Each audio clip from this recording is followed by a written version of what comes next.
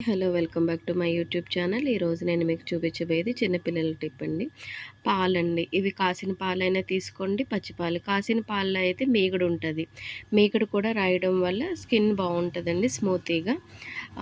మీ మీ ఇష్టం ప్యాకెట్ పాలు తీసుకున్నా పర్వాలేదు. గేదె పాలైనా మీకు ఏది అవైలబుల్‌గా ఉంటే అది తీసుకోండి. ఇందులో మనం చేయాల్సింది ఏంటి అంటే కొంచెం వేస్తే తేనె వేయండి. లేకపోతే పర్వాలేదు. క్యారెట్ జ్యూస్ కూడా కలపొచ్చు ఇందులో. మీ ఇంట్రెస్ట్ అండి. ఉత్తి పాలతోటే చేపిచ్చేస్తామంటే చేపిచ్చుకోవచ్చు. తర్వాత ఈ స్నానం సున్నిపిండి పడే పిల్లలకైతే పాలు, సున్నిపిండి కలిపేసి మీరు మసాజ్ చేయండి. మామూలుగా నీళ్ళు వేసి కలుపుతాం కదా సున్నిపిండి. మీరు సున్నిపిండి అయినా పర్వాలేదు, పెసరపిండిలో అయినా పర్వాలేదు.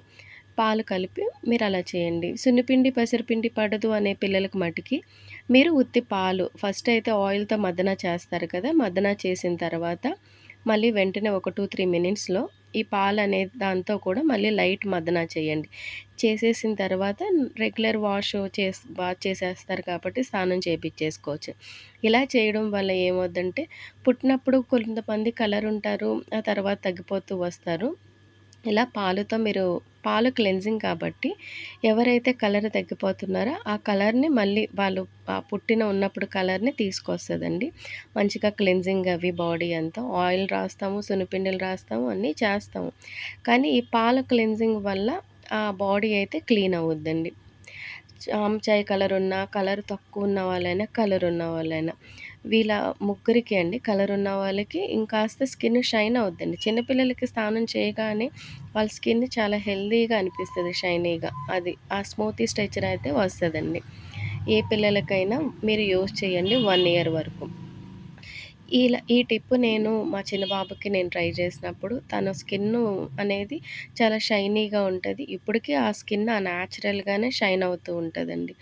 మనం చిన్నతనంలో ఆ 1 ఇయర్ ఏదైతే స్నానాలు చేపిస్తామో అది చాలా ఇంపార్టెంట్ పిల్లలకి. భయపడిపోతాం, ఏడుస్తారని, ర్యాష్‌లొస్తున్నాయని గానీ, అమ్మమ్మలు, నానమ్మలు ఉంటే ఖచ్చితంగా వాళ్ళకి అప్పచెప్పండి. వాళ్ళకి తెలుసు ఏ పద్ధతిలో స్నానం చేపిచ్చాలి అని. తెలియకుండగా మనం కొంచెం మీరొద్దు, మీరు చేపిచ్చొద్దు అని వాళ్ళని వెనక్కి పెడుతూ ఉంటాం. లేదు, లేదు. వాళ్ళిచ్చే ఆ 1 అవర్ మదన చక్కగా అది ఆ పిల్లలకి ఒంటిని గట్టిపట్టి పెద్దయ్యేటప్పటికి ఆ స్కిన్ అనేది బావుంటదండి. అలా చేసిన పిల్లల్ని నేను చూశాను. హ్మ్. ఇప్పుడు భయపడుతున్నారు కాబట్టి కొంచెం సెన్సిటివ్‌గా కూడా పిల్లలుంటున్నారు.